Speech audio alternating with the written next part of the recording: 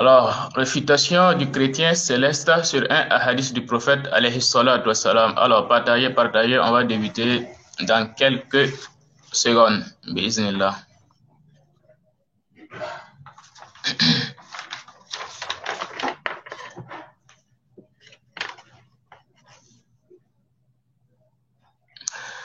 Non, c'est pas un débat, c'est juste une réfutation d'un mensonge du chrétien céleste sur un hadith du prophète alayhi salatu wassalam. C'est pas un débat, monsieur Traoré Mohamed, c'est pas un débat. C'est une réfutation sur un hadith qu'il a cité. Il a perverti les hadiths, il a falsifié les hadiths. Donc, on est là pour réfuter ça. C'est juste ça. Alors, on va débuter, Inch'Allah. On est déjà à 3 minutes. Alors, donc, je rappelle tout le monde, frère Yao, Julien, salam alaikum. Aujourd'hui, tu m'accompagnes pas là.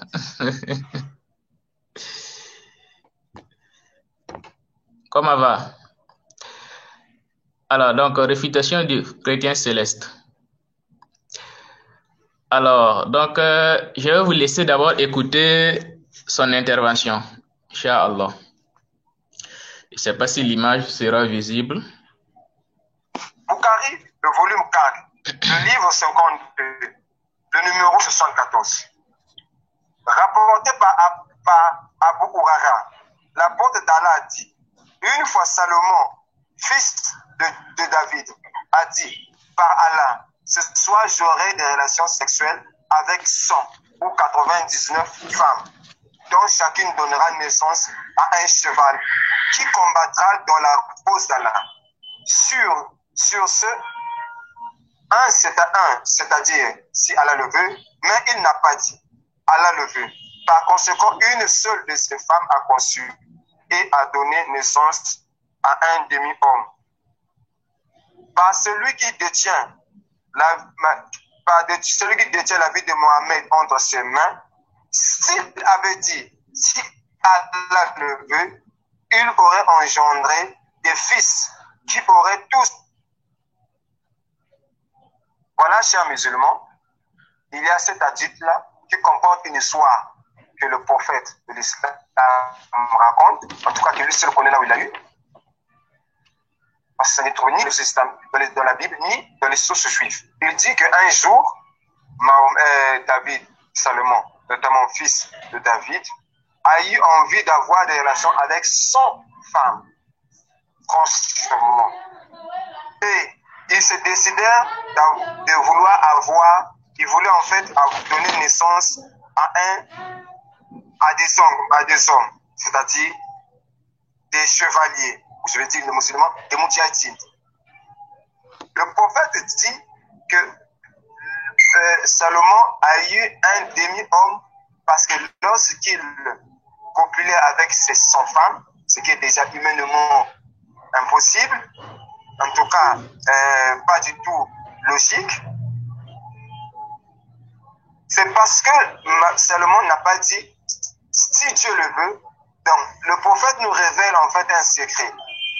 Pour avoir des garçons, lorsqu'on fait des rapports, il faut qu'on dise si Dieu le veut. Franchement, posez-vous que c'est respectueux envers votre Dieu. Donc un homme qui est en train de faire ses ébats avec sa femme doit dire si Dieu le veut. Excusez-moi. Vous avez l'habitude de dire que, par exemple, je donne cet exemple, de critiquer souvent, vous avez l'habitude de critiquer. Allô? Allô? Alors, j'espère que vous avez entendu un peu. J'espère que le son, je ne sais pas, est-ce que le son était bon? Cette histoire de nulle part dans la Bible. Est-ce que le son est bon? Les Juifs, notamment les Tamours et les Midrash, qui dit qu'un jour, Salomon a eu envie d'avoir des relations sexuelles avec 100 femmes. Franchement. Donc, un être humain qui a des rapports avec 100 sexuels avec 100 femmes. En tout cas, je vais éviter d'aborder cette partie-là parce que je pense que vous savez combien c'est réalisable humainement. Et il dit qu'il voulait avoir des garçons. Le prophète nous dit qu'il fallait qu'à chaque rapport, que Salomon puisse dire si Dieu le veut, pour avoir des hommes. Donc, un homme en train d'avoir des garçons, le prophète nous dit que si Dieu veut attendre à faire des rapports avec sa femme, s'il veut avoir des garçons, des moudjahidines, des guerriers, il doit dire si Dieu le veut. Franchement, chers musulmans, pensez-vous que vraiment ça c'est respectueux envers votre Dieu? Donc, le prophète nous révèle un secret pour avoir des garçons. Si on veut avoir des garçons, lorsqu'on fait des rapports avec sa femme, on doit si Dieu le veut. J'interpelle à votre sens d'analyse. Pensez-vous que c'est vraiment respectueux? Vous avez l'habitude de dire, je me permets de dire cela parce que vous le dites souvent, que la Bible, comment la Bible peut contenir le livre de Cantique, qui est un livre érotique. Et ça, franchement, un tel attitude mise dans la bouche de votre prophète, comment voulez-vous qu'on considère ça? Un prophète qui dit que si un homme doit avoir un garçon, il doit éjaculer en premier. Franchement, ça ce n'est pas plus que ce que Tolkien a rencontré dans le Cantique de Cantique. Le prophète qui dit que pour avoir des moudjahidines, il faut dire toutefois, si Dieu le veut, lorsqu'on fait des rapports sexuels. Pensez-vous vraiment que c'est respectueux? Et si c'est le cas, si c'était telle la formule, pourquoi n'a-t-il pas lui-même appliqué cela pour avoir ces moudjahidines-là? Puisque le prophète n'a pas eu de mal. En tout cas, le seul descendance mâle qu'il a eu, il était mort. Il n'a eu que des filles. Pourquoi n'a-t-il pas appliqué cette formule-là afin d'avoir ces moudjahidines dont il parlait? Si tout ce qu'il dit, si ces affirmations venaient de Dieu, pourquoi n'a-t-il pas appliqué ça? Une fois de plus, je fais intervenir votre intelligence. Parce que ces choses sont dans vos sources, vos propres sources sacrées. Qu'est-ce que vous en dites? Que voulez-vous que nous, on pense de telles affirmations? Un homme qui disait tout, et tout cela venait de Dieu. En tout cas, c'est Dieu qui lui inspire ces choses. Est-il vraiment le Dieu créateur qui est omniscient? Chers musulmans, prenons. Alors, alhamdulillah, je sais pas, bon, comme vous l'avez entendu, je vais juste résumer pendant la récitation. Alors, il nous cite un hadith du prophète alayhi salatu wassalam, dans lequel il nous dit que le prophète alayhi salatu wassalam a dit que Salomon a décidé un jour d'aller vers 100 femmes, 100 parmi ces femmes. Et il voulait avoir des garçons qui vont combattre dans le chemin d'Allah. Et le prophète nous dit dans le hadith qu'il n'a pas dit qu'il aura ses enfants, Inch'Allah. Il n'a pas dit si Dieu le veut. Ça veut dire, lui, il a juste dit ça, je vais aller chez mes femmes, aller voir mes femmes, j'aurai en retour 100 enfants qui vont combattre dans le chemin de Dieu. Et le hadith nous dit qu'il n'a pas dit Inch'Allah. Et M. Céleste nous dit, premièrement, il nous dit que est-ce que cela ne ressemble pas à de la pornographie? Voilà, ça c'est le premier point que j'aimerais m'arrêter un peu avant de passer au fond même du hadith. Voilà, parce qu'il a menti trop sur le hadith. Alors, premièrement, je ne sais pas, est-ce que M. Céleste comprend ce que ça veut dire la pornographie? Donc, en quoi aller vers ces femmes, en quoi aller avoir des rapports sexuels avec ces femmes relève de la pornographie? Je ne sais pas c'est à quoi lui il pense. Peut-être il a regardé des films érotiques, des films pornographiques. Donc, quand il lit le hadith, immédiatement, il pense au film que lui il a regardé. Sinon, en quoi aller vers sa femme ou envers ses femmes, c'est de la pornographie. Ce sont ces femmes. Ce n'est pas de la prostitution. Il fait de ces femmes ce qu'il veut. Je ne sais pas en quoi cela relève de la pornographie. Dites-moi en commentaire en quoi cela, aller vers ces femmes, relève de la pornographie. Et puis, ça c'est un. Deuxièmement, si aller vers ces femmes relève de la pornographie, alors il faut que lui, il rejette sa propre Bible. Parce que, je ne sais pas, est-ce que lui-même, il lit sa Bible? Parce que la première loi biblique, c'est de la pornographie. Genèse 1, le verset 22 et 28. Multipliez-vous et remplissez la terre. Ça, c'est pas de la pornographie, ça. Ça, c'est la première loi de la Bible, de ta propre Bible, monsieur Céleste. Et monsieur Salomon, alayhi salam, veut appliquer la loi de ta propre Bible et toi, tu dis que c'est de la pornographie. Bon, je ne sais pas si tu crois en quel Dieu. Ton Dieu dit de se multiplier et remplir la terre. Et Salomon va vers ses femmes pour avoir des enfants et toi, tu dis que c'est de la pornographie. En quoi cela relève de la pornographie, monsieur Céleste? Vous voyez la malhonnêteté de nos amis islamophobes, en fait. En fait, ils ne trouvent en fait rien pour refuter l'islam. Donc, en fait, ils inventent des théories, des choses bizarres qui n'existent même pas pour refuter l'islam. En fait, quel est le problème, en fait? Tu as une Bible qui te dit de se multiplier et remplir la terre. Et Salomon veut mettre en pratique ce commandement qui est le premier même commandement de Dieu, du Dieu de ta Bible, et toi tu dis que c'est de la pornographie. En fait, tu rejettes ta propre Bible par ignorance. Il ne connaît pas sa Bible. Quelqu'un qui connaît sa Bible, il ne peut pas faire de telles affirmations. Ce sont ses femmes, il va envers ses femmes, il fait de ses femmes ce qu'il veut. Ce qu'il veut. En quoi cela relève de la pornographie, monsieur Céleste? Vous voyez la malhonnêteté de nos amis chrétiens, de nos amis islamophobes, je précise, chrétiens islamophobes. Alors, ça, c'est le premier point. Maintenant, deuxièmement, il nous dit que Salomon, voilà, la question qui est là encore, c'est les 1000 femmes de Salomon. La Bible nous dit dans 1 Roi, le chapitre 11, le verset 13, que Salomon avait 1000 femmes, 700 femmes et 300 concubines. La question qu'on pose à monsieur Céleste, comment Salomon faisait avec ces 1000 femmes? Comment il faisait avec ces 1000 femmes? Est-ce que le rapport sexuel pour la femme, est-ce que c'est un droit pour la femme dans le christianisme? Parce que avec ces 1000 femmes, je me demande comment il se débrouille avec ces 1000 femmes. Parce que si c'est un droit, parce qu'en islam, le rapport sexuel, c'est un droit aussi bien pour la femme que pour l'homme. Et si l'homme refuse sa femme, il pêche et vice-versa. La femme pêche s'il refuse son mari aussi. Donc, et c'est un commandement de la Bible.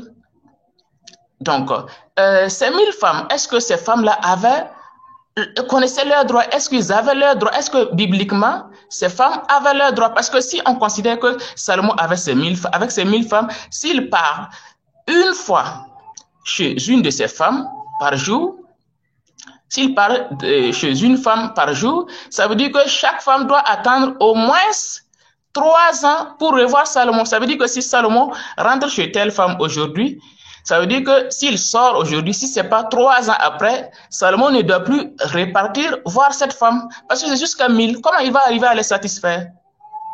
Pourtant, c'est une obligation en islam. Je ne sais pas comment ça se passe dans le christianisme. Peut-être que ce n'est pas une obligation, ce n'est pas un droit de la femme. Peut-être que ce n'est pas un droit de la femme. Donc, arrêtez votre malhonnêteté, en fait. Arrêtez votre malhonnêteté. Ça, c'est 2.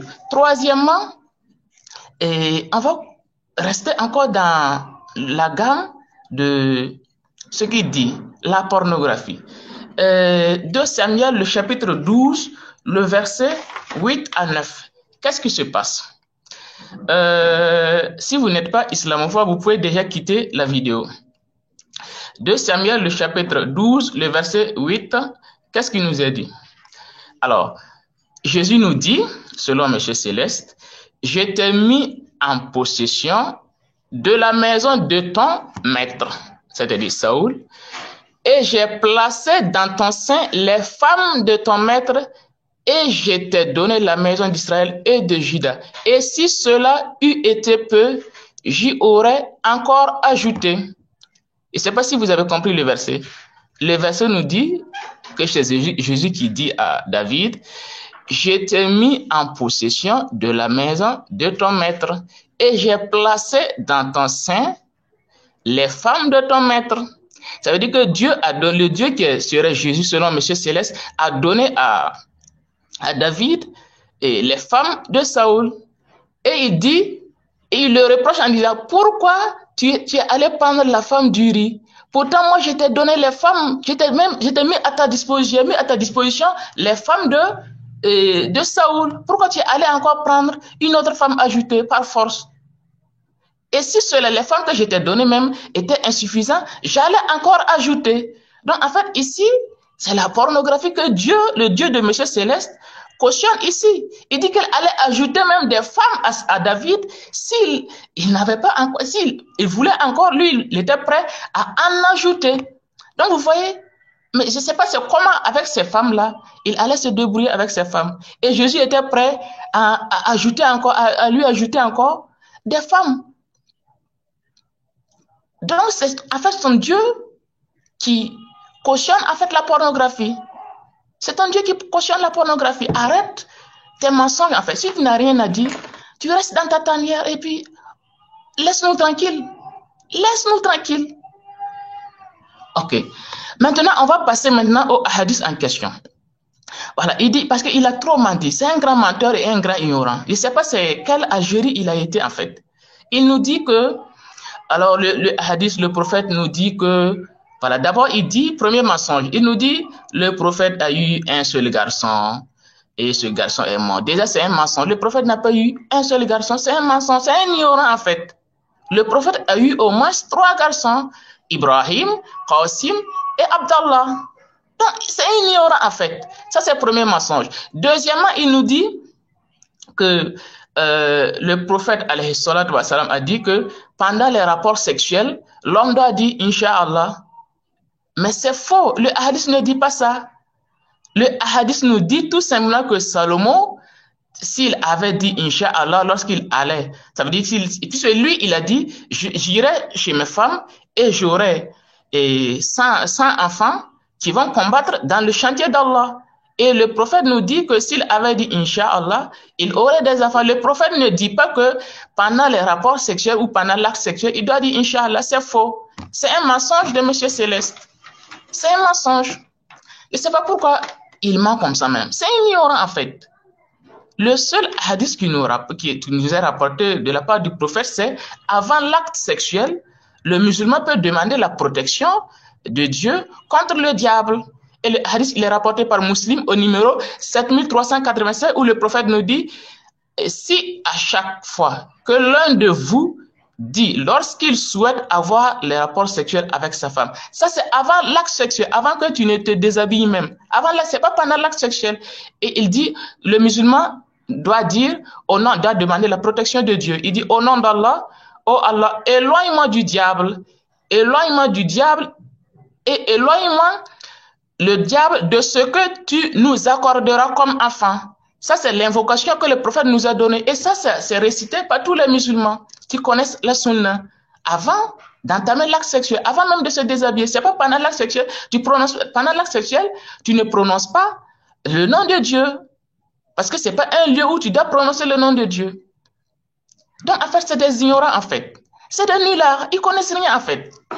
Ils viennent, ils allument leur... Ils mentent, en fait. C'est des menteurs. Ils connaissent rien.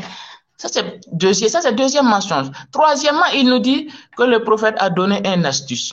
C'est là, c'est grave. Que le prophète aurait donné une astuce que si l'homme, qui montre que si l'homme veut avoir des garçons, il doit dire Inch'Allah. S'il dit Inch'Allah, il va avoir des garçons. Oh, Monsieur Céleste, pourquoi tu mens comme ça? C'est pas le sens du hadith comme ça. Tu falsifies le hadith. Le hadith nous dit tout simplement que le Salomon, il voulait avoir 100 enfants. Et il n'a pas dit Inch'Allah, il n'a pas demandé, il n'a pas dit si Dieu le veut. Il a dit, ouais, j'aurai 100 enfants. En fait, il s'est mis à la place de Dieu. J'aurai 100 enfants. Est-ce que c'est toi qui donnes les enfants? Non, c'est Dieu qui donne. Donc, quand tu dis, je vais faire telle chose, tu dois dire Inch'Allah. Et c'est parce que Salomon n'a pas, et le prophète nous précise que c'est parce que Salomon n'a pas dit Inch'Allah, il n'a pas invoqué Dieu, que Dieu n'a pas permis que cela arrive. C'est tout simplement le sens du hadith. Et ça même c'est confirmé dans le Coran, dans la sourate 18, le verset 23. Dieu nous dit, et ne dit pas à propos d'une chose, je vais faire telle chose, sans dire Inch'Allah. Ça veut dire que le musulman, quand il veut accomplir un acte, il doit toujours demander Dieu. Tu ne dois pas dire, demain, j'aurai 100 000 francs, sans dire Inch'Allah. Ou bien demain, je vais faire telle chose, sans dire Inch'Allah. C'est juste un enseignement que le prophète nous donne ici. Ça ne veut pas dire que, en fait, quand tu veux avoir des garçons, quand tu dis Inch'Allah, automatiquement, tu auras un garçon ou des garçons. Donc c'est un mensonge, mais ce n'est pas le sens du hadith. C'est un mensonge. Maintenant, on va atterrir maintenant dans ta propre Bible. Comme tu aimes trop mentir sur les sources islamiques, on va te coincer par ta propre Bible. Alors, on va prendre Matthieu, le livre de Matthieu, le chapitre 17, le verset 20. On a quelque chose qui s'est passé. On a les disciples de mémoire qui ont chassé un démon, ils n'ont pas pu le chasser. Et lorsqu'ils sont venus à Jésus, qu'est-ce que Jésus leur dit? C'est à cause de votre incrédulité. Maintenant, leur dit Jésus, je vous l'ai dit, si vous aviez de la foi comme un grain de sénévé, écoutez bien ce que Jésus nous dit, Monsieur Céleste. Si vous aviez, parce que c'est tout le christianisme qui va s'écrouler à la suite de ce verset. Jésus nous dit, si vous aviez de la foi comme un grain de sénévé, vous direz à cette montagne, transporte-toi d'ici là, et elle se transportera, et rien ne vous sera impossible. Bon, ça c'est une parole attribuée à Jésus. On va voir, est-ce que sur terre, il existe encore un seul chrétien sur terre. Donc Jésus nous dit que si le chrétien, le prétendu être chrétien, le prétendant être chrétien, celui qui se dit être chrétien, a de la foi, une petite foi dans son cœur, s'il dit à une montagne de se lever, là où, de sa place, la montagne va se lever. Alors, et on va, je ne sais pas quel pasteur dans ce monde a pu réaliser ce miracle. Quel chrétien dans ce monde a pu déjà réaliser ce miracle? Bon, ça c'est si on prend la montagne comme étant une vraie montagne. Mais supposons, selon la compréhension chrétienne, que la montagne c'est, comment on appelle ça, toutes sortes d'obstacles. Alors, tout à l'heure, on a le Covid-19 qui vient de passer. On a les églises qui se sont fermées, les mosquées qui se sont fermées. Donc, ça veut dire que il n'y existe aucun chrétien sur terre. Selon Jésus, il n'y a plus de christianisme en fait. Parce qu'aucun chrétien n'a pu invoquer Dieu pour que les églises, les mosquées ne se ferment pas. Aucun chrétien n'a eu ce pouvoir. Ça veut dire qu'aucun chrétien n'a eu la foi, n'a la foi en fait dans son cœur. Ce sont tous des mécréants, des païens. Le christianisme n'existe pas. Pourquoi? Parce que Jésus-Christ nous dit, Monsieur Céleste, que si tu avais la foi, Covid-19 là, ça n'allait pas nous fatiguer. Mais voici, Covid-19 est venu. Tous les pasteurs qui faisaient les miracles, on ne sait pas où ils sont, on ne savait pas où ils étaient rentrés. Covid-19 a massacré musulmans, chrétiens, tout le monde. Les pasteurs ont laissé les églises se fermer. Les messieurs célestes qui ont la grande foi sont calés, ils ne peuvent rien faire pour nous empêcher que le Covid-19 ne nous fatigue. Donc ça veut dire qu'il n'y a plus de christianisme à faire sur terre. Plus de christianisme. Pourquoi? Parce que Jésus-Christ vous dit clairement que si c'était le cas, si vous aviez de la foi, si vous étiez des chrétiens, Covid-19 n'allait même pas venir. Même s'il vient, il n'allait pas nous fatiguer. Il allait repartir comme il est venu. Et on a même des pasteurs qui ont fait des prédictions que Covid-19 ça va partir dans le mois de février, oui, mars, le 27. Il y a, je ne sais pas si vous le connaissiez, le pasteur Tibi Yeshua. Je ne sais pas si vous le connaissez. Il a dit dans une vidéo dont je vais vous faire écouter, il nous a dit que le Covid-19 va partir, le Covid-19 va disparaître le 27 mars de mémoire 2020. Bizarrement, lui-même, il est mort et Covid-19 est toujours là. Covid-19 est toujours là et lui, il est mort. On va l'écouter d'abord pour ne pas que... Suis-je loin? Demandez-vous si vous êtes loin. Vous avez écouté mon message l'année dernière, disant que c'est une année très, très effrayante. Et je suis venu au début de cette année, oui, pour dire que l'année dernière se terminera en mars et que l'année continuera d'être très, très, très effrayante jusqu'à ce mois-ci. Ce mois-ci, le 27. Ce sera fini.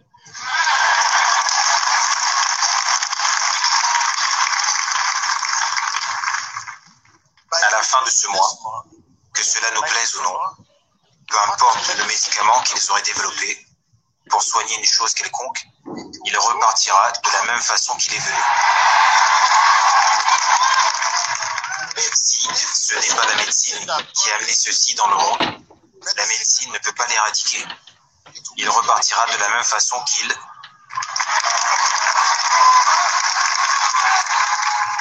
Ma préoccupation maintenant... Voilà, lui, c'est un pasteur qui nous dit que, voilà, il fait une prédiction et que le Covid-19 va finir quand? Le 27 mars 2020. Bizarrement, lui-même, il est mort et Covid-19 est toujours là. Covid-19 ne disparaît pas. Vous voyez? Donc, c'est des... En fait, il n'y a plus de chrétiens sur terre, selon M. Céleste. Matthieu 21, verset 21, il n'existe plus de chrétiens. Prophétie non réalisée. Et puis, c'est pas ça. Ils ont prié. Covid-19 ne part pas. M. Céleste a prié. Covid-19 ne part pas. Les chrétiens ont prié. Covid-19 est toujours là. Donc, ça veut dire que le christianisme n'existe plus depuis longtemps. Ça n'existe plus. Laissez ça et puis laissez vos mensonges et venez à l'islam. Il n'y a plus de chrétiens à faire sur terre. Il n'y a plus de chrétiens. Selon la compréhension de M. Céleste, il n'y a plus de chrétiens sur terre parce qu'aucun chrétien n'a pu éradiquer par sa prière le coronavirus. Donc, il n'y a plus de chrétiens. Voici des menteurs comme ça qui font des fausses prophéties. Ils disent, ouais, Covid-19 va finir, mais toi-même tu es mort. Tu as dit, peut-être c'est sa propre mort. Il avait prédit. Il ne savait pas que c'était peut-être sa propre mort. Lui-même, il est mort avant que Covid-19 même ne finisse. Donc, lui-même, en fait, c'est un ignorant. Il a même dit que, je ne sais pas c'est qui, j'espère que Trump ne va pas avoir le pouvoir, non, lors des élections de passé, surpassé. Mais Trump a eu les élections. Donc, en fait, c'est un grand menteur. Mais voici des moutons qui le suivent tout le temps. Malgré qu'il a fait des fausses prédications, il y a des moutons qui le suivent tout le temps. Continuez à le suivre. Donc, en fait, je ne sais pas pourquoi vous êtes des menteurs comme ça. Quand vous ne maîtrisez pas, venez, on va vous expliquer au lieu de mentir sur nos sources, en fait. Oh, arrêtez de mentir. Arrêtez de mentir. Maintenant, on va continuer sur un dernier point. Monsieur Céleste, il nous dit il nous cite le hadith du prophète, alayhi salatu wassalam, disant que le prophète, voilà, le hadith nous dit que le prophète avait la force sexuelle de 30 hommes. Le prophète avait la force sexuelle de 30 hommes. Et Monsieur Céleste, il dit, ouais, regardez-moi ça. Est-ce que ça c'est spirituel? Un prophète que vous dites qu'il est spirituel, comment on peut dire qu'il avait la force de 30 hommes? C'est inconcevable. Mais bon, je ne sais pas, qu'est-ce que lui, en fait, je ne sais pas, il a un problème avec le sexe, on dirait. Peut-être c'est un abbé ou bien c'est un, je ne sais pas, c'est qui en fait M. Céleste? Je ne sais pas. C'est qui M. Céleste? C'est peut-être un pape ou bien un cardinal, je ne sais pas. Il a un problème en fait avec les femmes. Quand il voit prophète et femme, ça devient bizarre en fait chez lui. Mais on va le ramener dans sa tanière.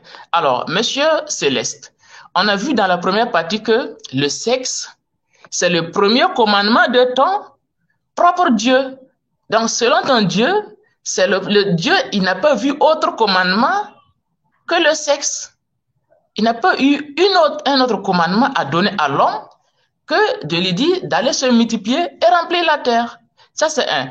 Deuxièmement, est-ce que tu sais que selon ta propre Bible, la virilité est un signe de spiritualité? Ça veut dire que selon la Bible, celui qui a, comment on appelle ça, qui a une grande force sexuelle, c'est lui qui est en fait plus proche de Dieu, selon la Bible. Monsieur Céleste ne sait pas ça.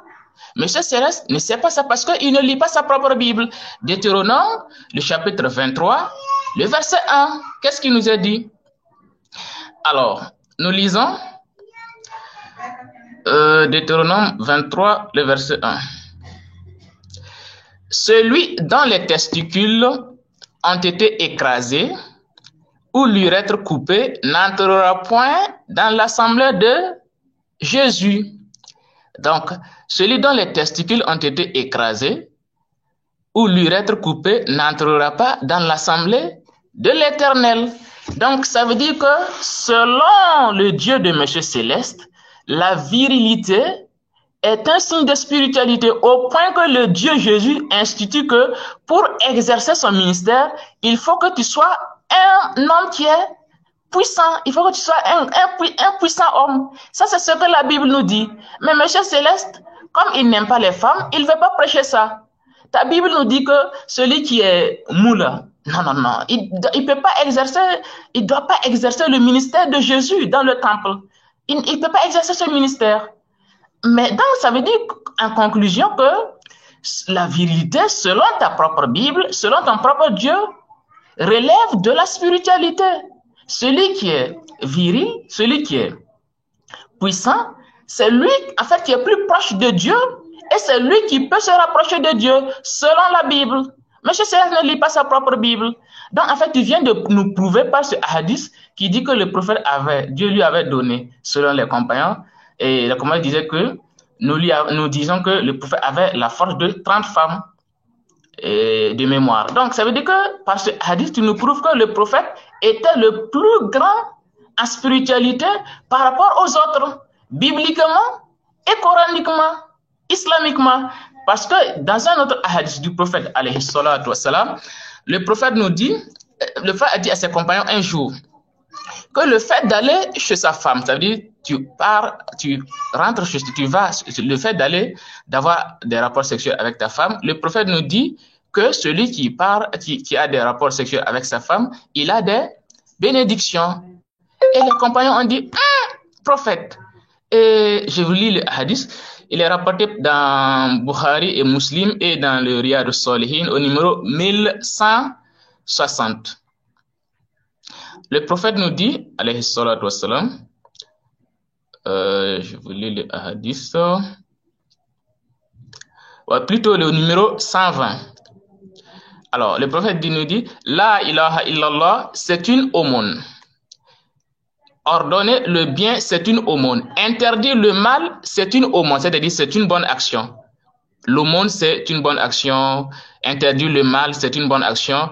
Et le prophète nous dit, même avoir des rapports intimes avec sa femme est une bonne action auprès de Dieu, comme je l'ai même prouvé, même bibliquement. Et les compagnons ont dit, ils dirent, ô messager d'Allah, l'un de nous satisfait son désir et en reçoit une récompense. Donc les compagnons ont demandé, aïe, nous on part pour avoir du plaisir avec nos femmes et toi tu nous dis que nous aurons des récompenses auprès de Dieu avec cet acte.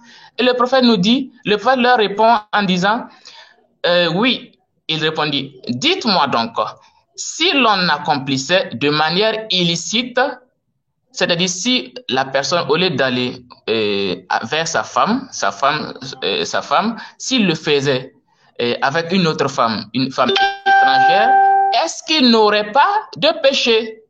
Et c'est à ce moment, les compagnons ont dit oui. Donc le prophète dit, ouais, c'est ça. Ça veut dire que si tu commets l'acte, si tu réalises l'acte avec ta femme, tu as des bénédictions. Si tu le fais avec une autre femme étrangère, tu as des mauvaises actions, tu as des malédictions. En fait, c'est ça. En fait, l'acte sexuel relève de la spiritualité. Mais comme Monsieur Céleste a un problème avec les femmes, je ne sais pas, peut-être il est impuissant ou bien il est, je ne sais pas. En tout cas, il a un problème avec les femmes. Il voit prophète femme, ça devient compliqué pour lui. Sa tête là, en fait, il n'arrive plus à respirer. Il voit que ouais, ça ne marche pas. Pourtant, dans ta Bible, non seulement c'est le premier commandement que ton Dieu a donné, ça c'est un. Deuxièmement, celui qui n'est pas puissant, très puissant, il ne rentre pas, il ne peut pas exercer le ministère de Dieu. Donc ça veut dire que tu viens de prouver en fait la véracité du prophète. Tu viens de prouver la véracité du prophète en fait, par ignorance. Par ignorance, tu viens de prouver la véracité du prophète. Donc vous voyez, je ne sais pas pourquoi les chrétiens, en fait, bon, quand je dis des chrétiens, il faut comprendre, ce n'est pas tous les chrétiens, je m'adresse particulièrement aux islamophobes. Je m'adresse particulièrement aux islamophobes.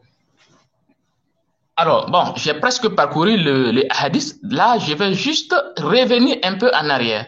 Concernant le hadith, le verset de Matthieu 23 et Matthieu 17, 10 de mémoire, où Jésus nous dit que si le chrétien a une petite graine de foi dans son cœur, il peut dire à une montagne de se lever et la montagne va se lever. Et j'ai pris l'exemple avec le Covid-19 qui a prouvé qu'en fait, il n'existe pas dans ce monde un seul chrétien dans ce monde. Aucun chrétien n'existe. Il n'existe plus de chrétiens dans ce monde. Et bizarrement, Monsieur Céleste, il m'a dit la fois passée que son père spirituel, c'est le pasteur Mamadou Karambiré. C'est un pasteur burkinabé, Mamadou Philippe Karambiré.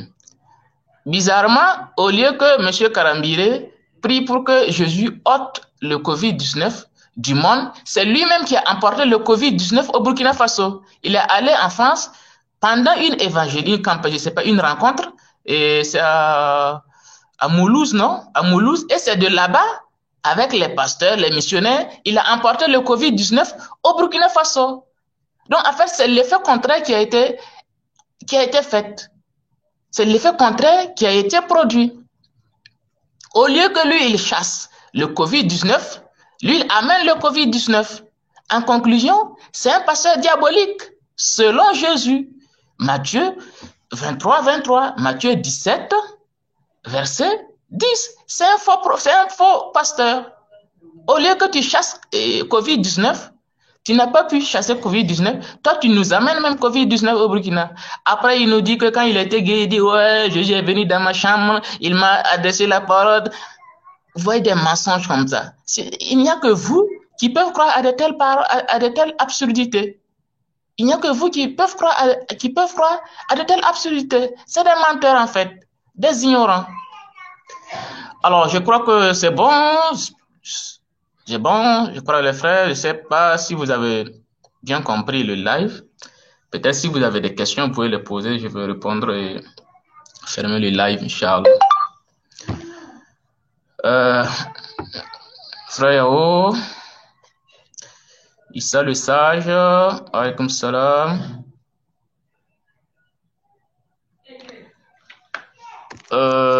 C'est bon. S'il n'y a pas de questions, je vais fermer le live.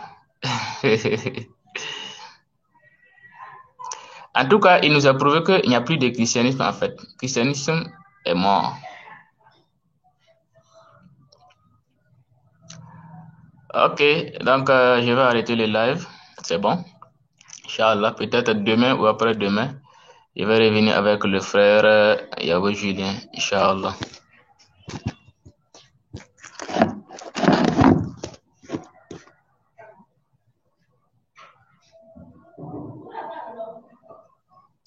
Oui, monsieur Konessi, c'est partout. Le mensonge, c'est partout. Peut-être si je vais retrouver la vidéo et puis vous envoyer la vidéo même, peut-être après. Où il a menti, ouais, après quand il était que Jésus est apparu, il m'a dit, il est venu dans ma chambre. C'est des menteurs en fait. Qu'Allah nous assiste, qu'Allah nous préserve. Il n'y a pas de souci, donc